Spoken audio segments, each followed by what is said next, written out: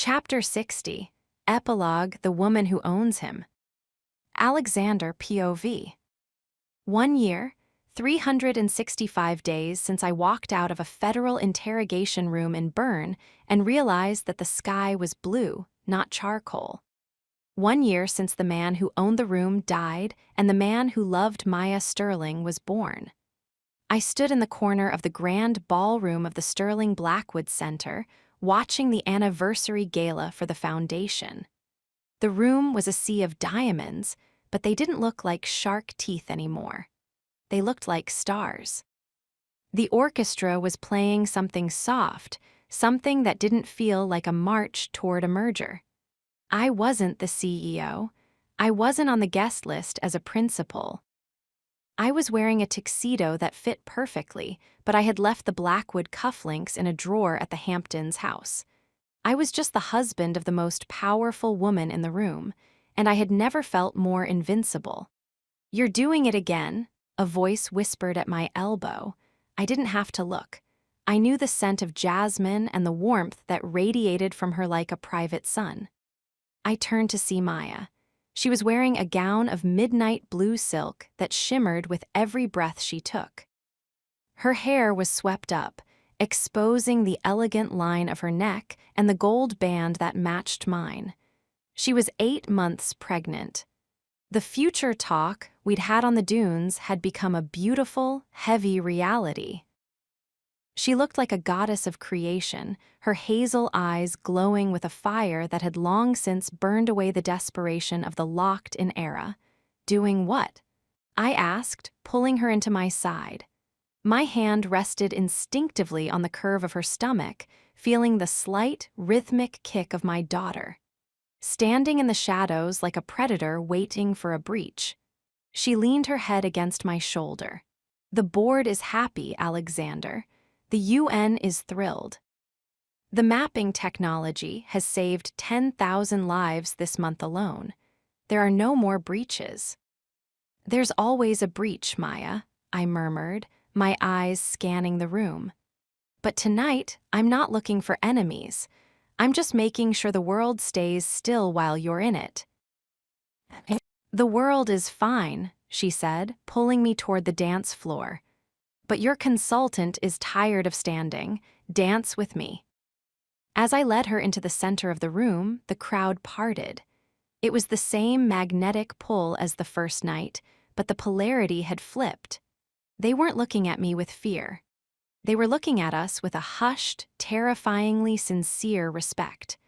We moved in the rhythm of the waltz, a slow, agonizingly beautiful dance of equals. In this room, where I had once tried to buy her soul, I now realized that I was the one who had been acquired.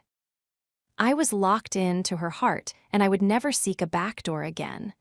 Maya POV. The music faded into the background as I looked into Alexander's eyes. The steward was still there, hidden behind the gray irises, but he was at peace. He had spent the last year proving that a Blackwood could be more than a master. He had been my silent strength, the man who handled the ugly parts of the foundation's expansion so I could keep the science pure. He had been the one who stayed up with me when the fear of loss returned, and the one who had finally, truly, forgiven himself. "You're thinking about the notebook," he whispered, as if he could read my neural map without a censor. "I'm thinking about the last entry," I admitted. "We never finished Act IV, Alexander." "The claim is never finished, Maya.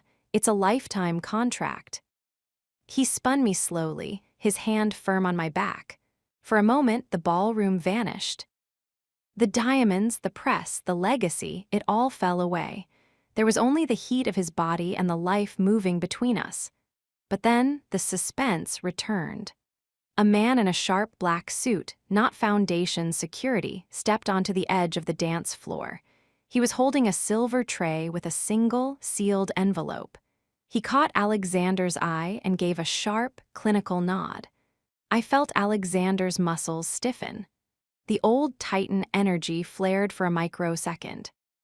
"Stay here," he murmured, his voice dropping to that lethal rasp. No, I said, my grip on his hand tightening. Together, remember. We walked to the edge of the floor. The man handed the envelope to Alexander and vanished into the crowd before a word could be spoken. Alexander tore it open. Inside was a single piece of heavy, cream-colored parchment. No signature, just a time and a coordinate in northern France, and a single sentence. The Queen Mother wishes to see the new heir before the transition. My mother-in-law, Eleanor. She had been silent for 6 months, tucked away in her sanctuary in France. We had thought she was a ghost, but as I looked at the parchment, I realized that the fallout had one final, jagged piece of shrapnel left to throw. She wants the baby, I whispered, the cold dread returning to my marrow. She won't touch her, Alexander hissed, his eyes turning to shards of ice. I'll kill her before she even sees the silhouette. No, I said, taking the parchment from his hand. I looked at the coordinates. We go. Not because she has power, but because she needs to see that we don't fear her anymore. She needs to see that the locked-in game is over. Maya, you're 8 months pregnant. And I'm the CEO of the world's most powerful foundation, I countered, my chin tilting up. I make the rules, Alexander, and my first rule is that we don't leave ghosts in our wake. Alexander POV. The flight to France was the most tense 6 hours of the last year. I sat at the mahogany table, my eyes fixed on the satellite feed of the French estate. My mother's sanctuary was a fortress of limestone and ancient oaks, guarded by a private firm I had personally vetted and then blacklisted years ago. I looked at Maya. She was sleeping in the berth, her breathing heavy. I felt a surge of rage at my mother for daring to disturb this peace. She was a relic of a dead world, a parasite that thrived on the locked-in philosophy, and she was trying to reach out from the grave to touch my daughter. Marcus, I said into the comms, I want the EMP arrays on the perimeter of the French estate disabled the moment we land. If she tries to jam our signal, I want the French tactical police to have a clear line of sight to her bedroom. Sir, the optics of a tactical raid on your mother. I don't care about the optics, Marcus. I care about the woman in the other room. We landed at a private strip in the Loire Valley at midnight. The air was thick with the scent of lavender and damp stone. We drove to the chateau in a single, unarmored car. I wanted her to see that we weren't afraid. I wanted her to see that her walls were made of paper. We walked into the grand foyer. It was silent, lit only by a few flickering candles. Eleanor was sitting in a high-backed chair by the fireplace, a glass of dark red wine in her hand. She looked older. The silver in her hair was no longer a crown, it was a surrender. She looked at Maya's stomach, and for the first time in my life, I saw a flicker of something human in her eyes. It wasn't love. It was envy. So, Eleanor said, her voice a dry, rasping echo, the sterling sting has produced a blackwood bloom. How poetic. What do you want, Mother? I asked, standing between her and Maya. I want to tell you the truth, Alexander, the part Eris Thorne didn't know. The part your father was too afraid to put in the journals. She set her glass down and stood up, her movements shaky. She walked to a small safe in the wall and pulled out a single, leather-bound volume. It was identical to the 1994 journals. There was a fifth partner, Eleanor whispered. I felt the air leave my lungs. A fifth? You're lying. No, Arthur Blackwood, Arthur Sterling, Eris Thorne, and Clara Vance. They were the scientists, but they needed a host. They needed someone to test the first bridge on. Someone whose mind was strong enough to survive the recursive loop. She looked at me, a slow, terrifying smile spreading across her face. It was you, Alexander. Maya POV. The room tilted. I grabbed the back of a chair to stay upright. Alexander went deathly still. He looked at his mother as if she had just told him the sun was made of ice. Me, he whispered. I was 10 years old. You were the perfect subject, Alina said, walking toward him. She reached out to touch his face, but he recoiled as if she were a serpent. Your father didn't steal the mapping to get rich, Alexander. He stole it to save you. You had a seizure disorder that was destroying your cognitive functions. The Factor 4 bridge was built for your brain. You are the original prototype. You are the sterling legacy. I looked at Alexander, the realization hitting me like a physical strike. The Titan, the steward, the man who could calculate 20 moves ahead, the man whose mind was a fortress of logic and precision. It wasn't just discipline, it was the science. You experimented on your own son. I shouted, the sterling fire turning into a roar of pure, unadulterated horror. We saved him. Alina countered, her eyes flashing. We gave him the mind of a king. We locked him into a reality where he would always win. Why do you think he was so obsessed with the contract, Maya? Why do you think he couldn't let you go? It wasn't just love. It was the algorithm recognizing its creator. Alexander let out a sound, a low, guttural sob of pure agony. He walked to the window and leaned his forehead against the cold glass. Everything, his entire life, his career, his obsession with me, it was all a result of a 30-year-old experiment. He wasn't a man who had found his soul. He was a machine that had been programmed to find the only person who could bridge his flaw. Me. Get out, Alexander rasped, not turning around. Alexander, listen to me. Get out, he roared, the sound shattering the silence of the chateau. Alina flinched. She looked at me, a look of twisted triumph in her eyes. He'll realize eventually, Maya. He'll realize that he doesn't own you. The code does. She turned and vanished into the shadows of the upstairs hallway. The silence that followed was the heaviest I had ever known. I walked over to Alexander, but I didn't touch him. I was afraid that if I did, he would shatter. Is it true?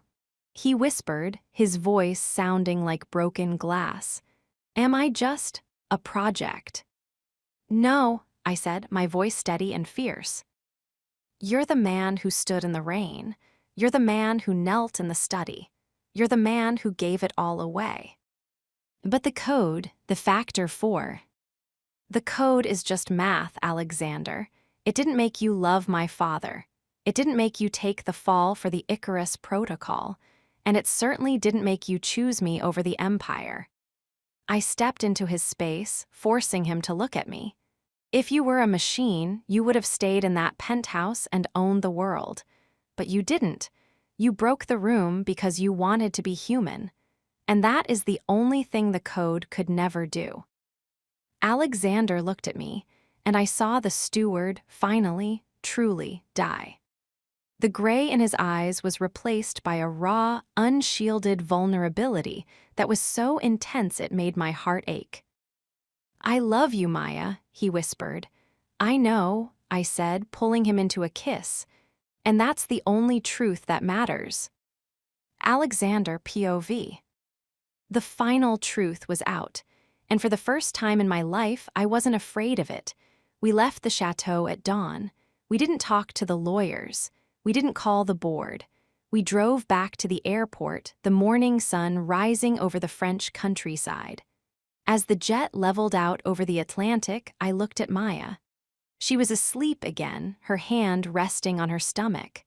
I realized then that my mother was wrong.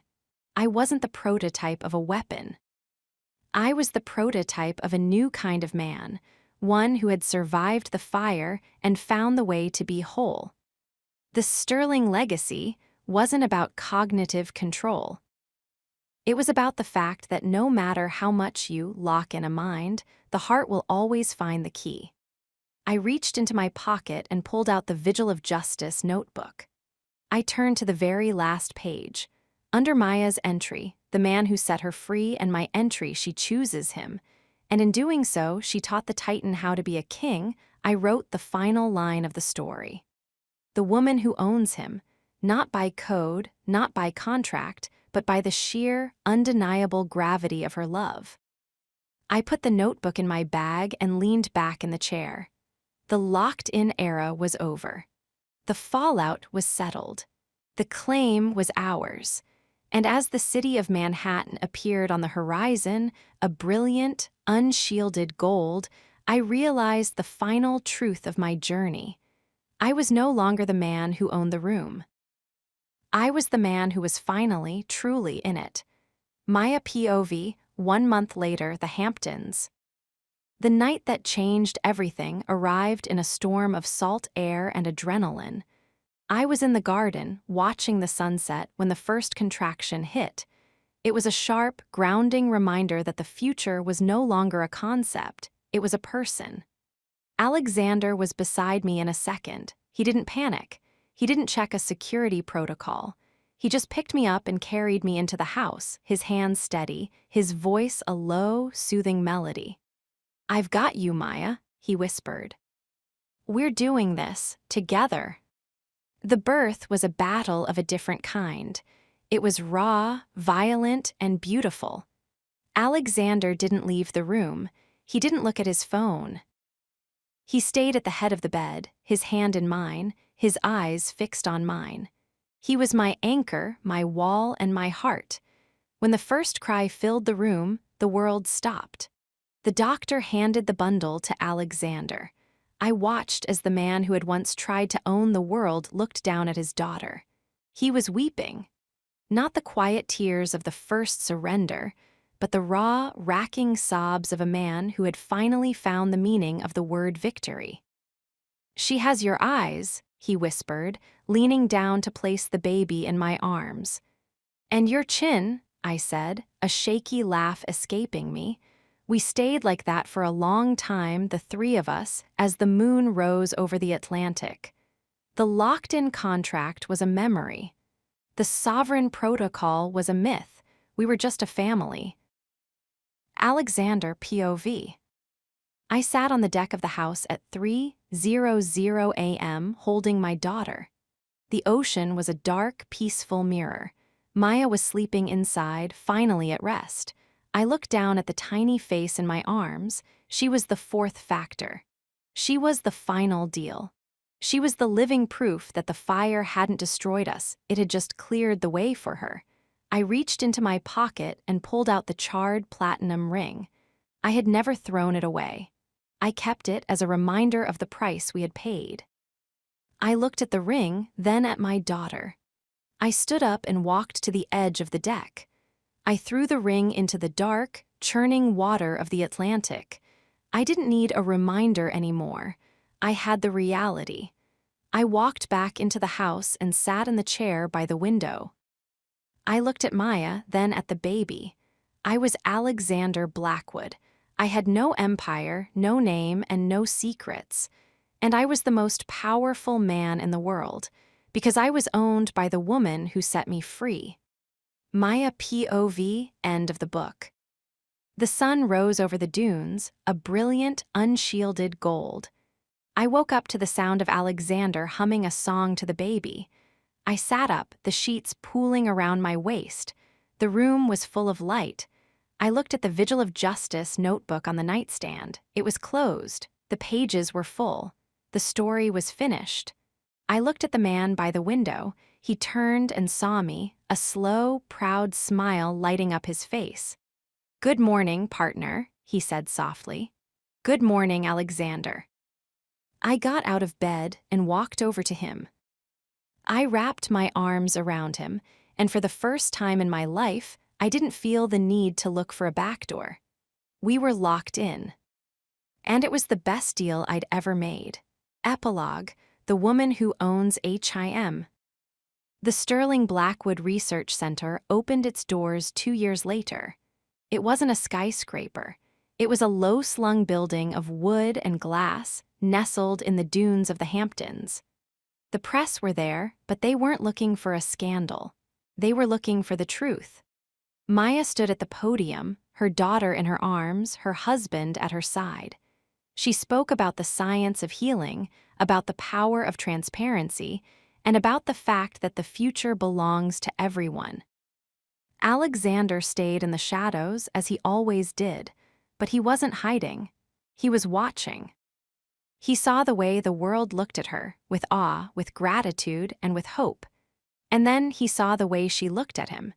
It was the same look she had given him on the first night at the gala, defiant, brilliant, and lethal. But this time it was filled with a love that had no price. He smiled, a real, genuine smile that reached his eyes. The room was full. The world was quiet. And the man who owned the room had finally found the woman who owned him.